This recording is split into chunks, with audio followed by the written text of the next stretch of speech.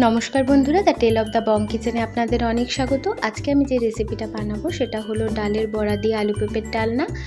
তো এখানে আমি মুসুরির ডালের ব্যবহার করেছি, আপনারা চাইলে মটর ডালও ইউজ করতে পারেন।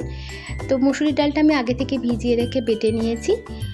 এরপর এর মধ্যে আমি অ্যাড করব একে একে নুন, মিষ্টি আর কাঁচা লঙ্কা, তারপর দেবো গরম মশলার গুঁড়ো আর একটু দেবো কাশ্মীরি মির্চ দিয়ে আমি ডালটা ভালো করে ফেটিয়ে নেব। ডালটা যতটা ভালো ফেটানো হবে তত কিন্তু বড়াটাও সফট হবে। ডালটা আমার ফেটানো হয়ে গেলে এরপর আমি একটা বাটিতে কিছু গরম মশলা আমি ভিজিয়ে নেব। গরম মশলার মধ্যে গুঁড়ো মশলার মধ্যে আমি নিয়েছি জিরের গুঁড়ো, হলুদ গুঁড়ো, লঙ্কার গুঁড়ো আর ধনের গুঁড়ো। এই মশলাগুলো আমি ভিজিয়ে একটা সাইডে রেখে দেবো। এরপর আমি চলে আসবো রান্নায়।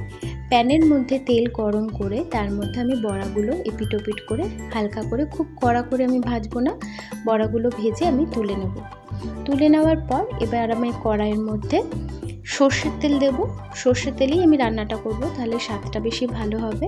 সর্ষের তেল গরম হলে এর মধ্যে আমি আগে থেকে ফেটিয়ে রাখা একটু দারচিনি, লবঙ্গ আর এলাচ ফোড়ন দিয়ে তার মধ্যে দেব আমি জিরাটা দিয়ে ফোড়নটার থেকে গন্ধ বেরিয়ে আসবার পর এর মধ্যে আমি দিয়ে দেবো আগে থেকে সেদ্ধ করে রাখা পেঁপে আর আগে থেকে পরিষ্কার করে কেটে রাখা আলু। এগুলো দিয়ে আমি ভালো করে লাল করে আলু আর পেঁপেটা ভেজে নেব। আলু আর পেঁপেটা ভাজা হয়ে গেলে আগে থেকে গুলে রাখা যে মশলাটা সেটা আমি এর মধ্যে দিয়ে দেবো। মশলাটা দেওয়ার পর এর মধ্যে আমি অ্যাড করব স্বাদ মতো নুন আর মিষ্টি।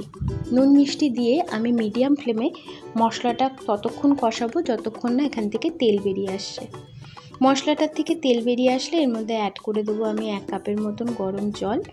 জলটা একটু বেশি দিতে হবে, কারণ ঝোলটা মধ্যে বড়া দেওয়ার পর বড়া কিন্তু অনেকটা ঝোল টেনে নেয়, তাই জলটা একটু বেশি দেবো।